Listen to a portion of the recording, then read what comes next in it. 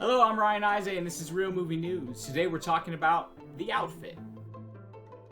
So The Outfit is directed by Graham Moore, his directorial debut.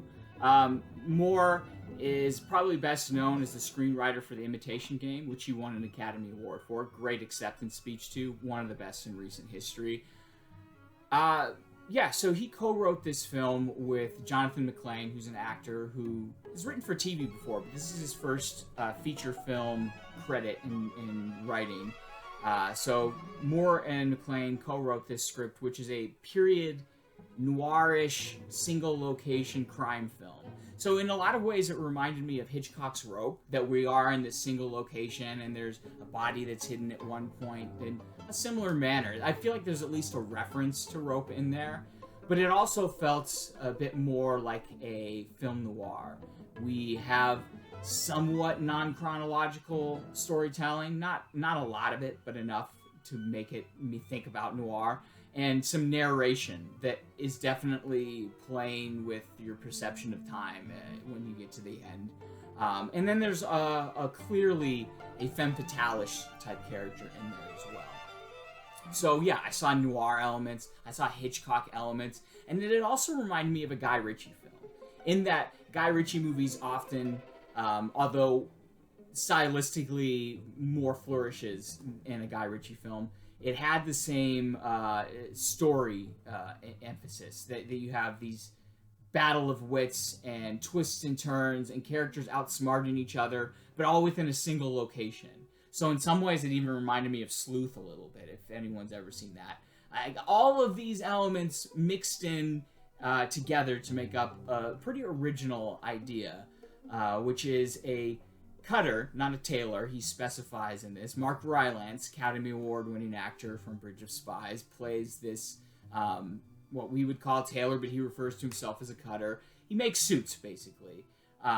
Post-World War II Chicago, he is making suits because he claims that he had to leave England because there was an invasion of blue jeans. So to get away from them, he comes to America to make suits. But really, he's making suits for this crime family as they discover that they have a rat.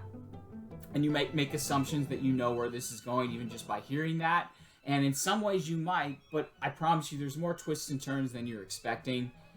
So when they find out that they have a rat, they choose his shop as a location when the son of the crime boss, played by Dylan O'Brien, the last chance that this film possibly has to get a young female audience into the theaters is to put him in this movie, I feel like. Especially after Del Toro's Nightmare Alley performed so poorly, despite getting an Academy Award nomination for Best Picture. I feel like these period crime films, these period noir films, are pretty much doomed to fail, which is such a tragedy in my mind, because I love them.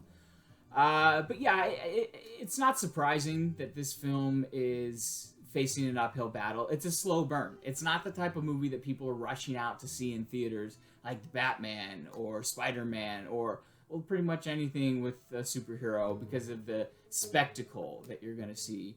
Or even something like West Side Story.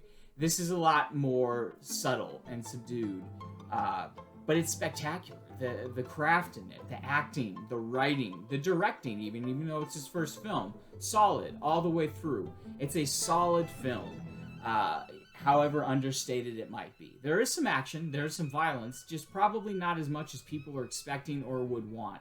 In fact, when I first saw the trailer, there was a part of me that was like, oh no, wait a minute. Is this like a prequel to the Kingsman movies, where this is the suit shop, and now we're going to see how the suit shop was set up? And I'm glad it wasn't. It's not that movie. But no, it definitely has a lot to offer for those that are patient and willing to watch it.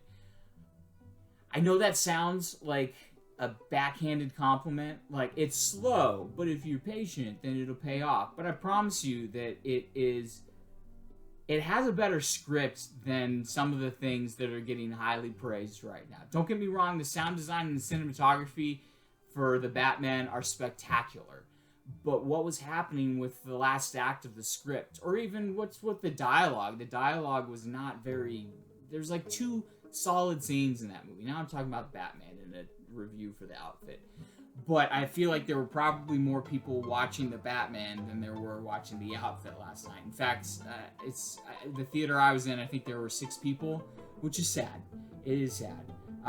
But change those numbers. Go out and see this film. And if you don't see it in theaters, when it comes out streaming or when you can rent it, take a chance on it. I promise you won't be disappointed. It is solid. Until next time, enjoy the show.